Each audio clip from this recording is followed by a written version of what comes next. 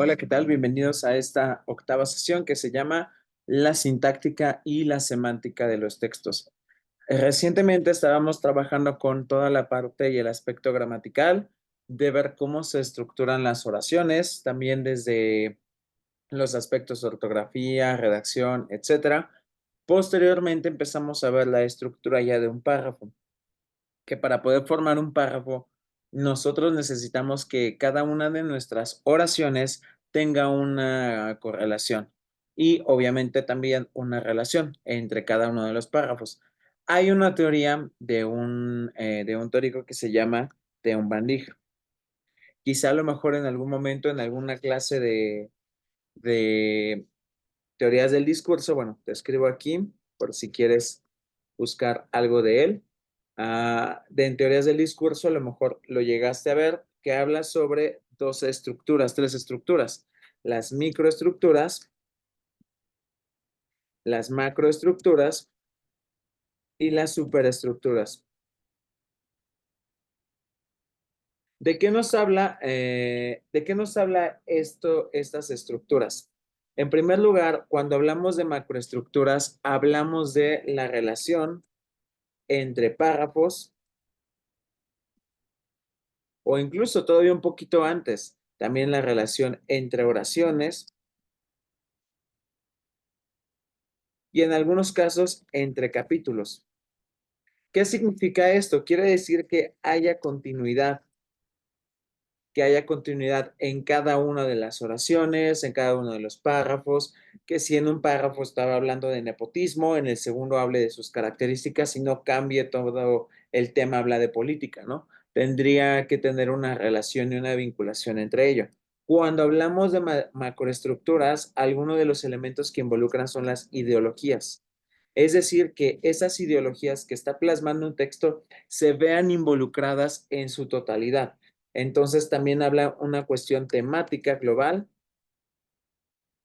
o todos los aspectos esenciales en donde se relaciona todo el contenido.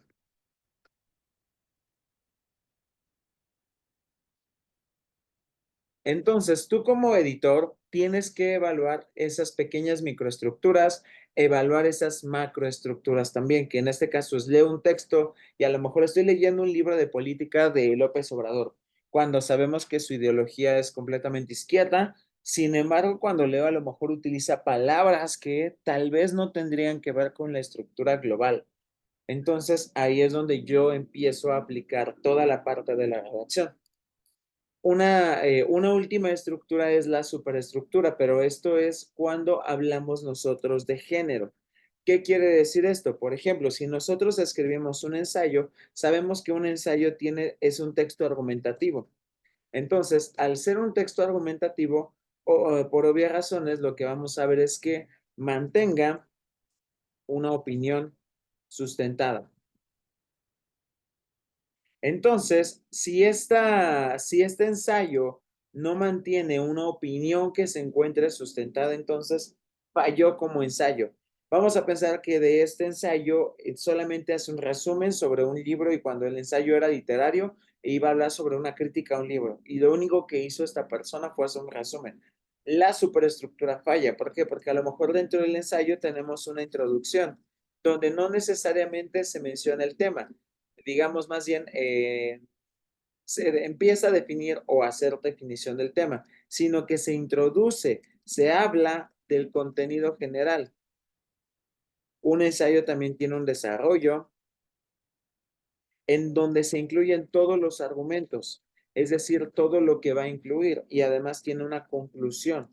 ¿Por qué? Porque al inicio se partió de una postura y aquí se afirma o refuta esa postura. Entonces, a grandes rasgos, eso es la estructura de un ensayo. No es lo mismo un ensayo que a lo mejor una nota periodística. Son dos estructuras completamente diferentes. Aquí me fue el acento. Em, por ejemplo, empezamos con encabezado, tenemos balazos, un párrafo introductorio, etcétera. Entonces, lo que podemos ver es que ambas estructuras son completamente diferentes. Por eso abarca la superestructura, el género con sus características también de cada discurso. Entonces, si yo voy a revisar un texto y veo que se trata de un ensayo, tendría que analizar completamente la estructura del ensayo. Y aquí es donde entra nuestro tema del día de hoy, que es la sintáctica y la semántica. La sintáctica va a analizar tanto en los párrafos como en las oraciones la microestructura, como lo había mencionado, mientras que la semántica va a analizar la estructura completa de los significados, que puede ser también la macroestructura. Y más adelante vamos a ver cómo estudiar completamente la superestructura. Entonces, debemos de saber que, bueno, nuestro objetivo es conocer los niveles que constituyen la composición de un texto mediante la revisión de los elementos de cada uno con la finalidad de evaluar la construcción global, profunda y superficial de cualquier texto. Para empezar, hablamos de los componentes de la lengua. ¿Qué son estos componentes de la lengua? Quiere decir que la lengua tiene un componente fonológico, uno sintáctico, uno semántico y uno pragmático cuando nosotros estamos aprendiendo a hablar hasta poder construir textos más complejos. Entonces, el primero de ellos es el fonológico, que habla de los fonemas, es decir, cuando aprendemos a hablar y empezamos a producir sonidos, el componente fonológico analiza las combinaciones, los sonidos, tipos de fonemas, etcétera. Después tenemos el semántico, perdón, sintáctico, que es el que vamos a ver ahorita. ¿Qué sucede con el componente sintáctico? La sintaxis habla sobre la estructura y el orden tanto de palabras, oraciones o hasta párrafos. Entonces, nosotros cuando vamos a evaluar la sintaxis, ¿qué aspectos debemos de considerar? Debemos de considerar la organización de los contenidos, también la relación de cada una de las palabras, ver que lo que veíamos del aspecto de la concordancia, ver que si yo menciono esta palabra, se relaciona completamente con todas las demás. Entonces, lo fundamental es que exista esa relación de organización de palabras. También la sintaxis combina las palabras para formar oraciones, para ver cómo se conectan y que de esa forma tenga una estructura adecuada. Ya había mencionado hace algunas sesiones los aspectos de las oraciones. Entonces, una oración tiene 9 palabras como base, que pueden ser los sustantivos, los adjetivos, los adverbios, los verbos, las interjecciones, conjunciones, preposiciones, etcétera. Entonces, necesitamos aprender también a saber cómo ordenar las palabras que pertenecen a un sintagma. El orden de un sintagma es cómo las palabras se organizan dentro del mismo. Aquí tenemos algunos casos. Tenemos sintagma nominal. ¿Cuál es ese abreviado con SN? Es el orden típico que conocemos donde tenemos un determinante, un adjetivo y un sustantivo. Ejemplo, el coche rojo. Entonces tenemos un artículo determinante o determinado o definido también se conoce, más nuestro adjetivo y sustantivo es cualquier sujeto que conocemos. Yo no podría decir, ejemplo, rojo el coche o rojo coche él. No, tiene que existir un orden nominal. También pueden existir sintagmas verbales. Ejemplo, es cuando hablamos del orden que hay un sujeto, verbo, complemento. Digamos que la oración un poco ya más extensa. Juan come manzanas. Tenemos el sujeto que es Juan, tenemos come que es el verbo y manzanas que es nuestro complemento o predicado como también lo conocemos. Tenemos los sintagmas adjetival, es decir, el adjetivo precede al sustantivo. Entonces, hablamos más que nada de la parte de damos prioridad al adjetivo. Una casa grande. Entonces, tenemos que el adjetivo más el sustantivo, la integración de esos dos elementos. Sintagma adverbial. En el caso de este sintagma, hablamos cuando se incluye un adverbio antes del verbo o del adjetivo. Ejemplo, corre muy rápido. Entonces tenemos nuestro verbo y tenemos nuestro adverbio. Muy. También tenemos el caso de habla muy suavemente. En este caso también el adverbio es suavemente, adverbio de modo. Perdón, adjetivo, ¿no? pero funciona como una descripción hacia el mismo verbo. Sintagma preposicional. Cuando se inicia una oración con una preposición, ejemplo, en la casa. O sintagma pronominal. Cuando hablamos de que el pronombre ocupa el sintagma, los pronombres personales. Yo, tú, él, ella, nosotros, ustedes, ellos. Ejemplo, él es alto, ¿vale? Entonces, yo no puedo modificar el orden de estas estructuras de las oraciones sintagmáticas. Debo de saber basarme en estas estructuras. De hecho, hay varios libros, ¿no?, de lingüística que igual te pueden ayudar muchísimo, como el de Josefina García Fajardo, que te habla sobre los sintagmas, de cómo ordenar la estructura sintáctica. Ahora, la estructura de una oración. Los elementos claves que debemos de tener son sujeto, verbo, complemento y otros elementos que pueden ser adicionales. Ejemplo, aquella información que puede dar de más la oración. Entonces, sujeto, ¿quién es el sujeto? Es quien hace la acción. El sujeto puede estar constituido solamente por el sustantivo, que en este caso tenemos María, lee un libro, el sujeto es María y al mismo tiempo es el sustantivo, pero un sujeto puede contener sustantivo, artículo, pronombre también, puede venir también un determinado, pronombre determinado, por ejemplo, demostrativo, perdón, por ejemplo, esta, puede venir un posesivo, mi teléfono. Entonces, hay varios elementos. Entonces, vamos a colocarlo de este lado. Entonces, nuestro sujeto puede constituir elementos como artículos, sustantivos, adjetivos. Estos son como los base, pero también podemos tener pronombres demostrativos como este, esta, estos, aquellos, aquel, etcétera.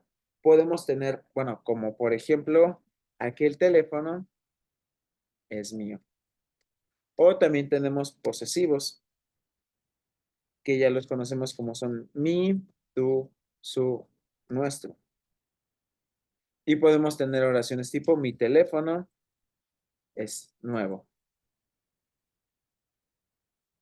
También en algunos casos puede iniciar con los pronombres personales. Ejemplo, yo, tú, él, ella, ustedes, etcétera. Nosotros, me faltó. E iniciar oraciones como yo estoy bien. También en algunos otros casos podemos iniciar con preposiciones, las cuales tenemos en, con, bajo, cabe, sin, sobre, de, etcétera, ¿vale? Entonces, el sujeto no solamente debe de tener eso. Además, en algunas ocasiones el sujeto también puede ser sujeto tácito. Vamos a ponerte aquí. Tipos de sujeto. Podemos tener tácito, que el sujeto tácito es, por ejemplo, si la oración dice, come mucho, no me puede decir, la oración está mal porque le faltó el sujeto. No, simplemente el sujeto es tácito, porque el sujeto no se encuentra dentro de la oración, sino que el propio verbo nos da pauta de quién estamos hablando. O puede haber un sujeto compuesto. Julio y César son amigos. Entonces ya tenemos aquí, por ejemplo, dos sustantivos con un solo verbo. Entonces, también dependiendo el tipo de sujeto, puede cambiar la oración. Verbo, el verbo, ya lo habíamos mencionado un poco, describe la acción que está haciendo el sujeto, ¿no? Y podemos tener tiempos simples, tiempos compuestos, modo indicativo, modo subjuntivo, etc. Complementos, aquellos que van después del verbo. Son complementos circunstanciales que pueden ser de lugares, de cantidad, de causa, ¿no? Ejemplo, vamos a ver algunos complementos.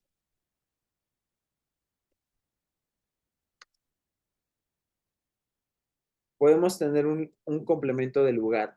¿Cómo funciona ese? Si yo digo, Tania cantó una canción, en el auditorio. Esto de aquí ya es un complemento de lugar porque nos está indicando en dónde se realizó esa acción. Entonces ya tenemos ahí complemento de lugar o complemento de causa.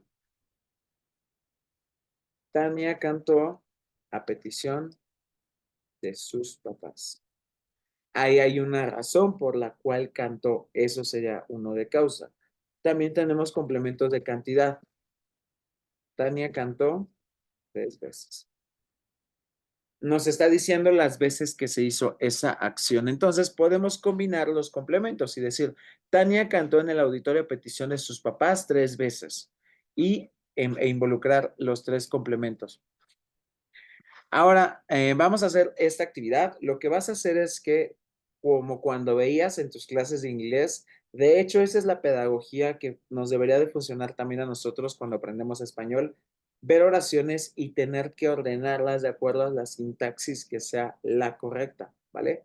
Entonces, elabora la siguiente actividad.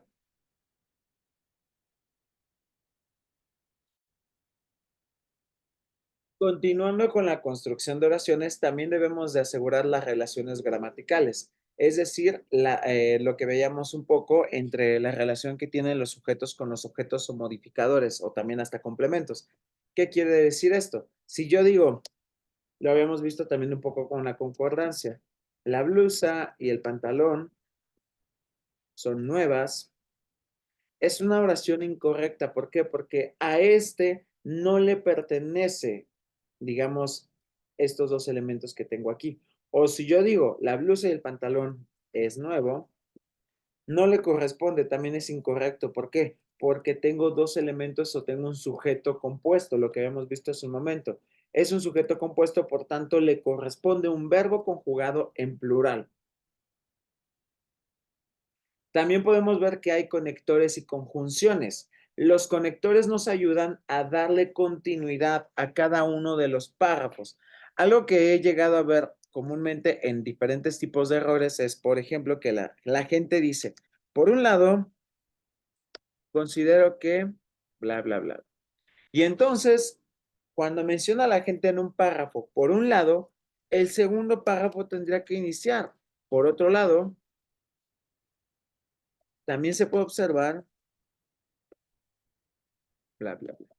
Entonces, si vas a utilizar conectores de continuidad, entonces debo de iniciar debo de tener las dos partes. Otro caso, en primer lugar, si vas a mencionar en primer lugar, entonces debe de haber un en segundo y en tercero, ya sea en el mismo párrafo o en diferentes párrafos. Pero estos conectores de continuidad son lo que más a veces dejamos de un lado cuando hacemos revisión editorial. Entonces, yo nada más veo que la persona puso en tercer lugar. ¿Y cuándo fue el primero? ¿Cuándo mencionaste el primer lugar? También estructurarlos de manera adecuada. Comúnmente utilizamos la expresión en base a, cuando lo correcto es decir con base en. ¿Por qué? Porque es con base en los argumentos, con base en la información que tú vas a utilizar. Entonces, también, si tú vas a, ejemplo, utilizas finalmente, este tipo de conector lo utilizamos ya que vamos a terminar o cerrar un texto. Pero, por ejemplo, escribo finalmente en el párrafo quinto y todavía me quedan 10, entonces es incorrecto estructurarlo de esta manera. Apenas estaba revisando una tarea en la que veía justamente todo este tipo de fallas gramaticales. Otro aspecto también es, vamos a ver algunos conectores que son los conectores de adición. ¿Qué son conectores de adición? Estos se utilizan para dar palabras adicionales. Ejemplo, además, asimismo, también, igualmente, por otro lado, aunque también tendrías que tener por un lado, ¿no? Entonces, quieres decir, la comunicación es un proceso social. Punto. Además, coma, permite que dos personas interactúen, bla, bla, bla. Estoy adicionando información. Para eso me sirve el conector de adición. Conectores, porque imagínate, si yo pongo la comunicación es un proceso social, permite, coma, permite que dos personas interactúen, ya empiezo a ver como me hace falta conectar esa información. Conectores de contraste, los que utilizamos, sin embargo, en cambio, a pesar de, aunque no obstante, son aquellos que primero mencionas a lo mejor algo que puede ser positivo y después lo contradices por algo negativo. Ejemplo, la comunicación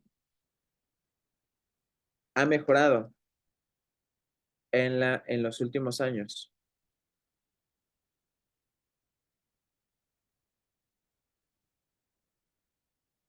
Ahora, ojo aquí con lo que voy a hacer, voy a colocar, pero más.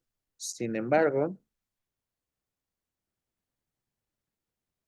hay problemas en la actualidad. Uno de los errores más horrendos que he visto es que las personas utilicen o digan, pero más sin embargo.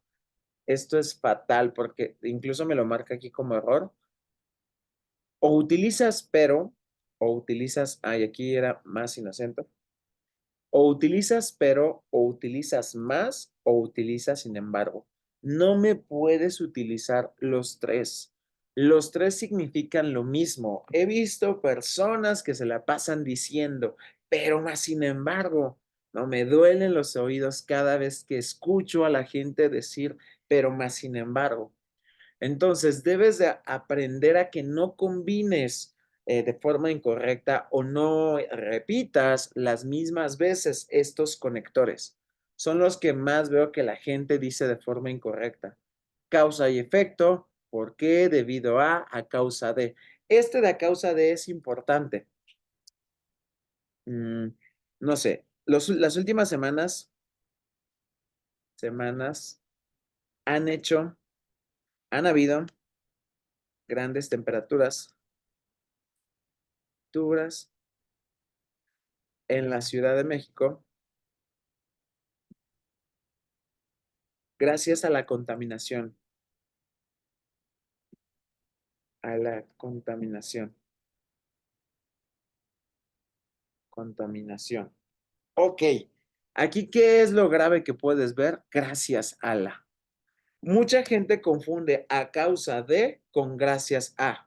Son dos cosas diferentes. Tú no puedes agradecer que el incremento de temperaturas o del calor es por gracias a que hemos contaminado. No, estamos hablando de causas. Entonces, otro de los que he visto es que la gente dice gracias a en lugar de a causa de. Conectores de tiempo, antes, después, mientras, más tarde, finalmente. Conectores de condición. Sí, el principal es el condicional sí. O en caso de que, a menos que, a condición de que. Los explicativos o conectores de explicación. Aquellos que la segunda parte explican lo anterior. Ejemplo, ¿por qué? Es decir, o sea, esto es, por lo tanto, en otras palabras. Conectores de ejemplificación, por ejemplo, como muestra, entre otros. Conectores de resumen, en conclusión, para resumir, en síntesis. Conectores de énfasis, sin duda, en realidad, por supuesto, ciertamente. De secuencia, a continuación, finalmente, por último. De comparación, igual que, a diferencia de, o de lugar. Aquí, ahí, donde, en lugar, ¿vale? Ahora también existen las conjunciones que nos ayudan a poder conectar palabras, nos ayudan a unificar ya sea palabras u oraciones. En el caso de las oraciones se conocen como oraciones copulativas, que ya te lo había mencionado un poco hace unas sesiones, ¿no? Que tenemos, ejemplo, una proposición más otra proposición y nos permite que una conjunción copulativa nos relacione, nos vincule una con otra. Tenemos y para agregar información o para dar opciones, aunque esta es más disyuntiva, pero que es adversativa, ni también es copulativa. Las explicativas, por ejemplo, que sí, cuándo, por qué. Disyuntivas, que es para excluir. Las adversativas, como los vimos, los conectores que enlazan dos ideas diferentes, pero aunque sin embargo, causales o temporales. ¿Vale? Entonces, este es el aspecto en cuanto a la sintáctica que debes de empezar a revisar un texto.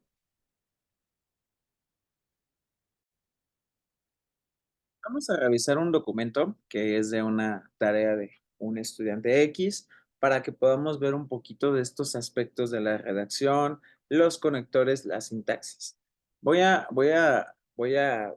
revisar aquí la parte de la introducción. Aquí está.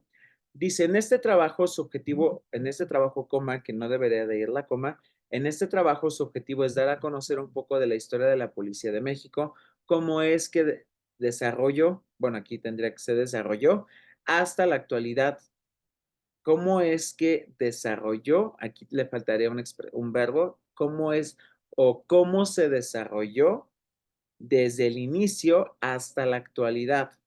Punto. Me di a la tarea de asistir ¿para qué? Hay que cuidar el repetir verbos que son innecesarios.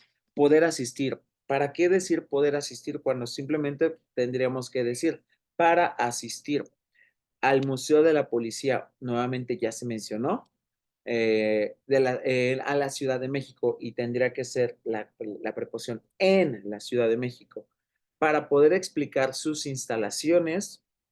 En este punto, en este recinto se exponen diferentes objetos que han pertenecido a los cuerpos policiales de la Ciudad de México. Nuevamente repetimos, Ciudad de México, así como es uno comparativo. Entonces, o sea, de que se va a mencionar uno y también otra cosa, pero este así tendría que ir junto, así como sin los dos puntos, así como uniformes, armas históricas, motocicletas, insignias, trofeos, fotos, libros, reglamentos, entre otros. Asimismo, otra vez, no podría iniciar con un comparativo porque no tiene una relación con el anterior. Lo que más bien tendría que ser es un adicional. Además, además se encuentran los representantes de la fuerza, de las fuerzas de seguridad. Además, bueno, aquí ya le cambiaríamos por otro, también conservar el orden y la paz de los ciudadanos, cuidaban los valores y las normas sociales que eran dictadas por la mentalidad. No entiendo ahí esa parte. Sus funciones, ya no sé de quién está hablando, ya no sé de qué funciones o de quién está hablando, solo dice sus. Sus funciones eran completamente administradas y determinadas por el Estado. Punto. Actualmente se les asocia con la seguridad pública. Yo ya me perdí de quién están hablando. La prevención del delito, la vigilancia de las grandes ciudades, el control del tránsito de vehículos y de multitudes. La mayoría de las fuerzas policiales son organizaciones de base militar, cuya administración puede ser centralizada o descentralizada en fuerzas policiales de policía locales, problema de concordancia, o fuerzas de policía local y autónomas. Hasta cierto punto, más adelante, hasta cierto punto, no entiendo esa acotación. Más adelante tendría que llevar acento porque es adicional. Más adelante les iré explicando. Simplemente para qué ir explicando cuando puedes decir nada más explicaré.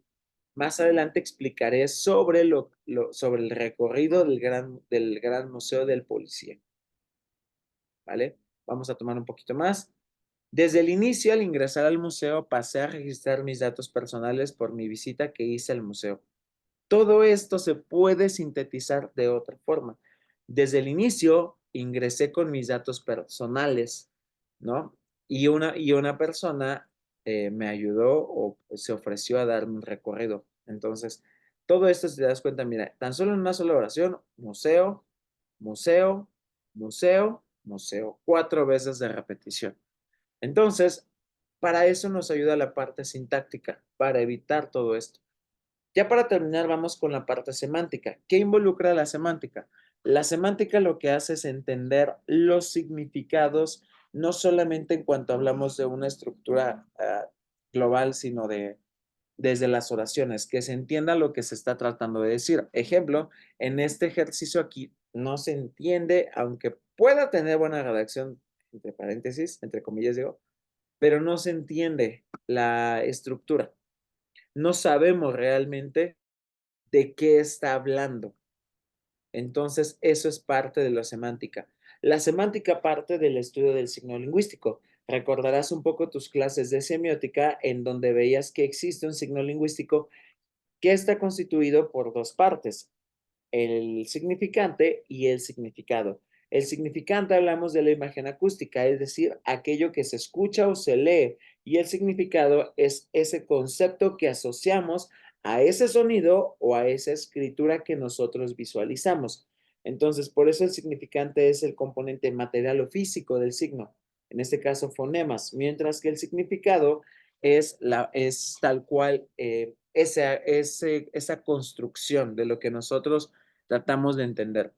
Ahora, puede haber significado léxico, por ejemplo, el significado de la palabra perro es el animal doméstico, tal cual ese es su significado léxico, pero también gramatical. Examina las palabras y estructuras que contribuyen al significado. También tenemos significado composicional, que explora cómo se constituyen los significados de oraciones a partir de las palabras y las estructuras individuales. Entonces tratamos de entender cómo la combinación de las palabras para formar oraciones y entender el significado completo de esa composición. Significado pragmático tiene que ver con lo que entendemos de acuerdo al contexto en el que se encuentra. Y la ambigüedad, que a veces son problemas en los que no entendemos una palabra porque no es claro el significado y no se entiende de qué estamos hablando. Ejemplo,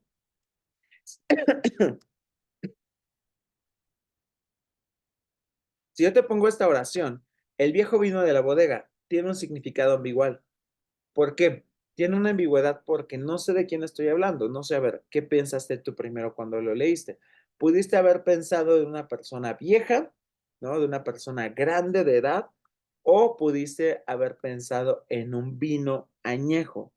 Entonces, cualquiera de las dos expresiones tiene dos significados. Entonces, aquí en cuanto a la ambigüedad, tenemos que cuidar que nuestras oraciones tengan un buen contexto para que no se reinterpreten. Ahora, cuando nosotros, todos los signos tienen dos características, que es la denotación y la connotación. Nosotros cuando leemos un texto, el texto denota. ¿Qué quiere decir que denota? Literal, es el significado de la palabra o de lo que estoy leyendo o estoy observando. La denotación es, digamos, que lo que significa una palabra. Ejemplo, la palabra vino significa vino bebida, nada más. Pero cuando hablamos de connotación, que es el otro aspecto, se refiere a cómo las personas, a partir de sus asociaciones emocionales, culturales o subjetivas, relacionan esa palabra. Ejemplo, si yo veo una imagen de nubes, eso quiere decir que son nubes y que va a llover, punto. Pero una persona puede relacionarlo, connotarlo o interpretarlo con la tristeza. Ejemplo, la palabra casa en su significado denotativo se refiere a un lugar de residencia. Sin embargo, en connotación puede evocar sentimientos de comodidad, seguridad y pertenencia. La palabra serpiente en su denotativo significa un reptil, pero en su connotación puede evocar temor, peligro, traición, ¿no? Por eso siempre relacionamos a las serpientes con lo connotativo, ¿no? En lo connotativo con el chisme, el veneno, etcétera. Entonces, también cuando leemos un texto, aquí es donde entra la parte de la hermenéutica. Yo no puedo simplemente corregir nada más porque sí, porque la persona puso, no sé, tal vez, puso tus ojos son como dos preciosos ojos, gotas, dos preciosas gotas de lodo. Tal vez la persona quería hacer referencia a que sus ojos son cafés, ¿no? Y tú dices, no, los ojos no pueden ser lodo. Entonces no estás entendiendo la hermenéutica, no estás entendiendo qué es lo que el autor está tratando de decir.